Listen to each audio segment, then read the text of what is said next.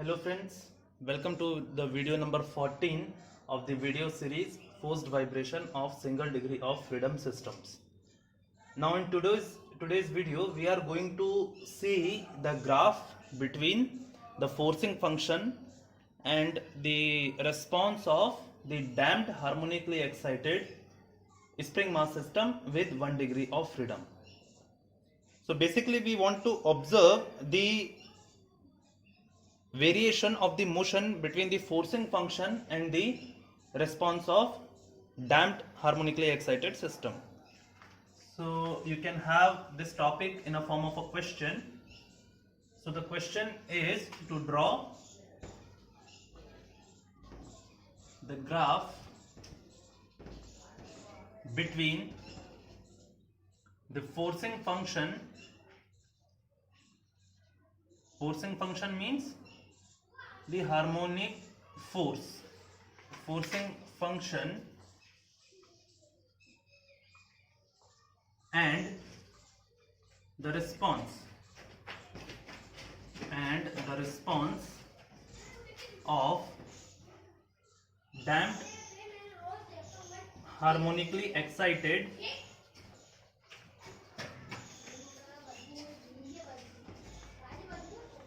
spring mass system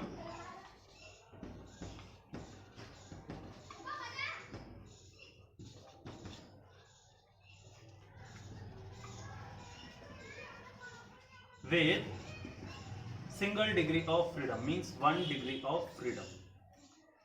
So this is the question. Now we'll try to answer this question here.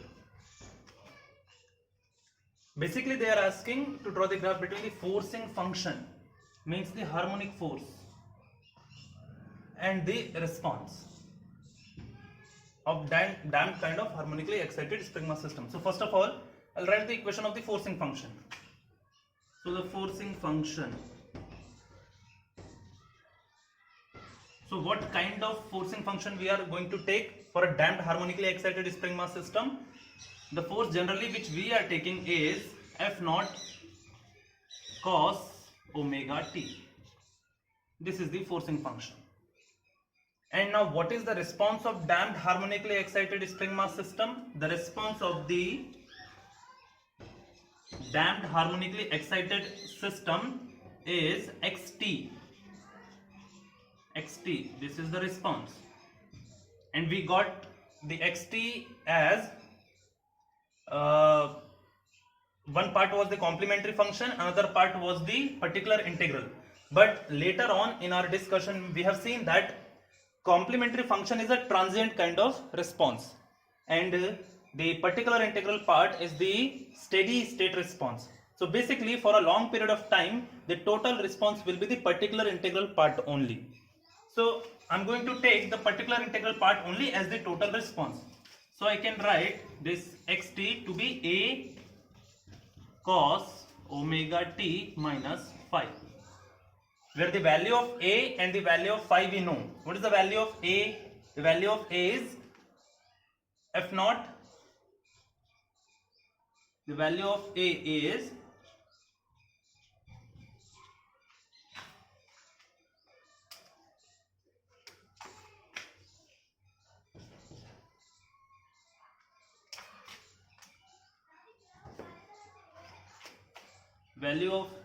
F naught by k by square root of 1 minus r square whole square plus 2 zeta r whole square. This was the value of this a. And what is the value of this phi? The value of phi was tan inverse of 2 zeta r by 1 minus r square. Right? Okay. So we need to draw the graph between both of them. Right? So you please remember the equations which we are going to take to draw the graph. Now I will simply draw the graph. So I will continue in my answer.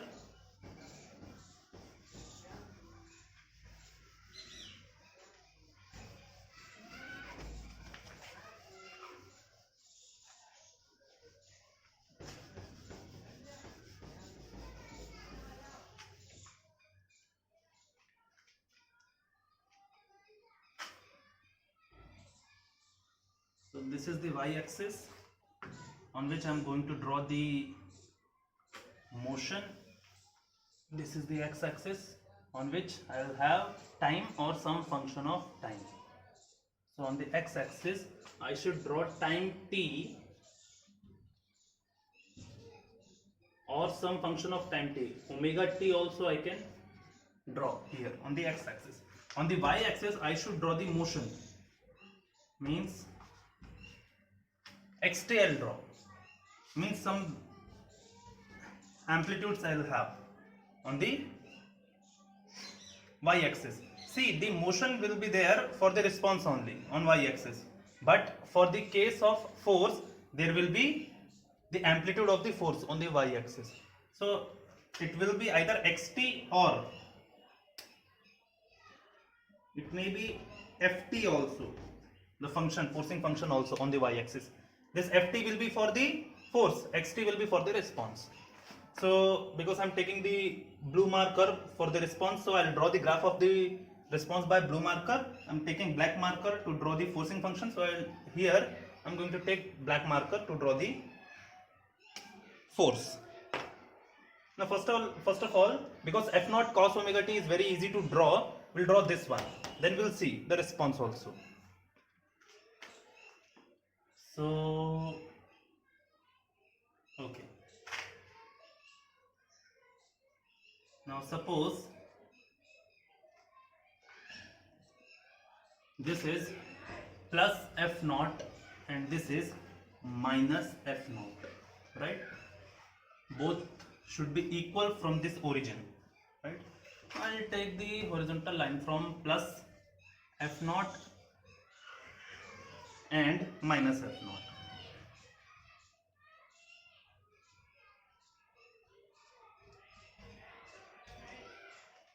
Right?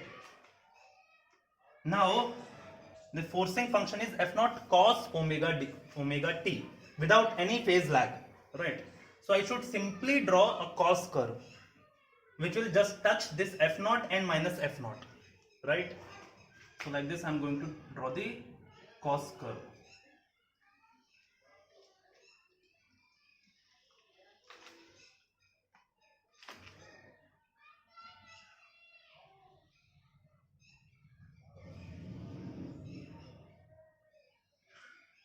The cos curve is something like this.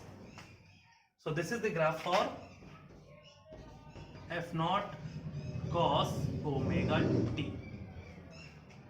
Now what is the equation for the response xt? The equation is a cos omega t minus phi. That means if the angle for the forcing function is omega t, the angle for the response should be omega t minus phi, which is a lagging curve, lagging to this omega t by an amount of phi, right? Now to draw the response I'll take the amplitude. Suppose here somewhere I have the amplitude. So this is plus a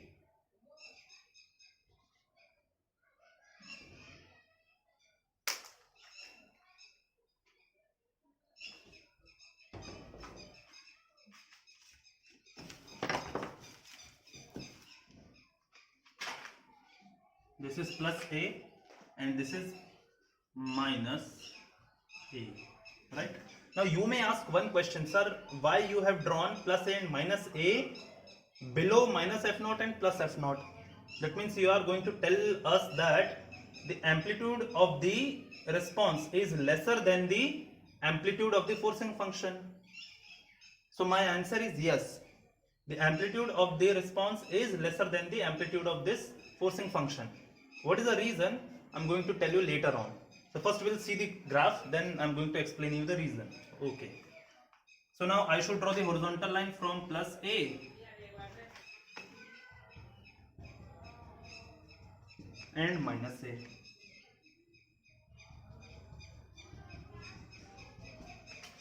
Okay. Now it should be a lagging curve to this f naught cos omega t. So because it's a lagging curve, that means it has already been reached its maximum value before only, right? So at origin it is going to have a lower value compared to the maximum value. So this is the maximum value of the response, so it will have some lower value somewhere here.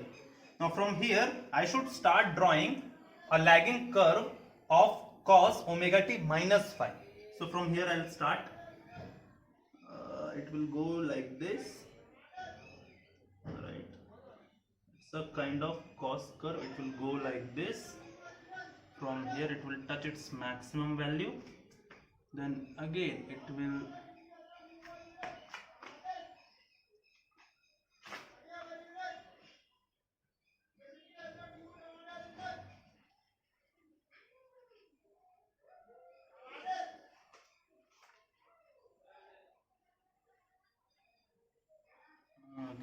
go like this.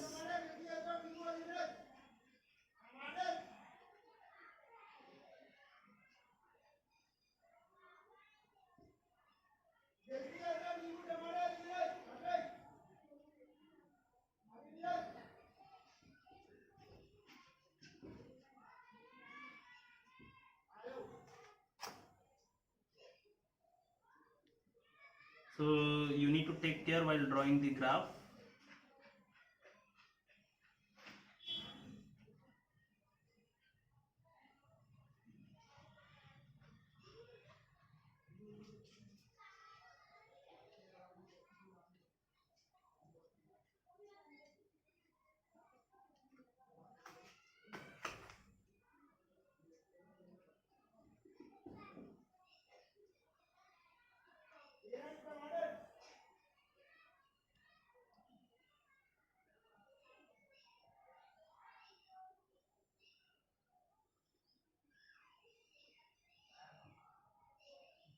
So because I have the graph till here, so I'll draw till here on.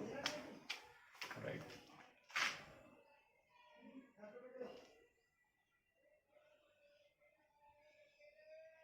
So these are the curves for f naught cos omega t and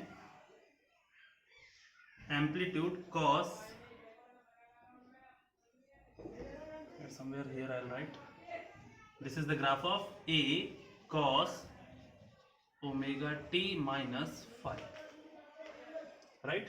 These are the curves. Now here it will reach its maximum value somewhere here. Right? This is the graph. So it will reach its maximum value somewhere here. Somewhere here. So this much phase lag is the phi. This much phase lag is the phi. Now here you can say this phase lag is phi. Right?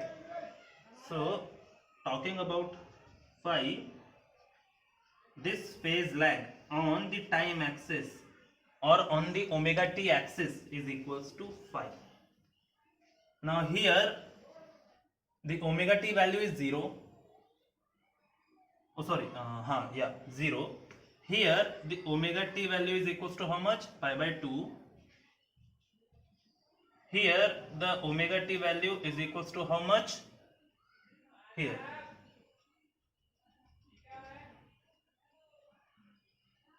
Here the omega t value is equals to 3 pi by 2, means 1.5 pi, 3 pi by 2, and here the omega t value is equals to pi. Here again 5 pi by 2, right? So we'll talk about one cycle only. So this is 0, this is pi by 2. From here till here, this is 3 pi by 2. From here till here, this is pi. Right? Same is here also. This is 0 for the response. This is 0. This much is pi by 2.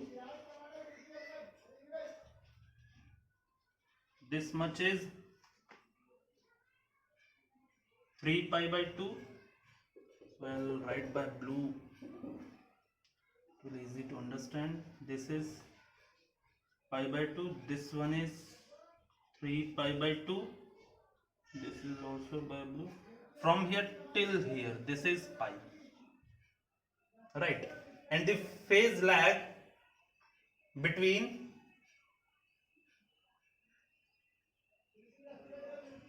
the peak to peak, means from here till here, this is equals to phi, right? Or from here till here, this is equals to phi, right? So this phase lag is phi. Or from here till here, this is also phi. So I will draw them. So this is also phi on the time axis. This phase lag is phi. Here this is pi value, this is pi value, this phase lag is also phi. So this phi is a constant, right? So these are the graph for forcing graph between the forcing function and the response of damped harmonically excited spring mass system with single degree of freedom. Now, as I told you, later on I am going to discuss why this amplitude of the response is lesser than the amplitude of the forcing function. Now I am going to discuss that reason.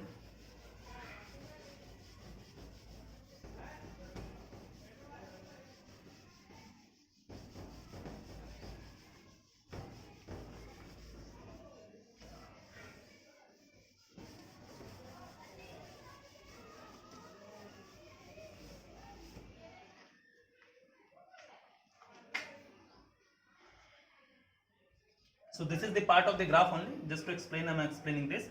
So we can write the amplitude of the response to be, that means A to be f naught by k by square root of 1 minus r square whole square plus 2 zeta r whole square, right? Here, because we have certain damping in the system, right? So this zeta is a positive thing here, because we have certain kind of damping. It may be negative, there is no issue. For underdamped system it will be negative, but the thing is, oh sorry, not negative, it will be lesser than 1, right? It will be lesser than 1 but not negative. So the thing is, here this entire zeta is a positive thing, this zeta is a positive thing, so this whole square of the positive is a positive thing, so this is positive.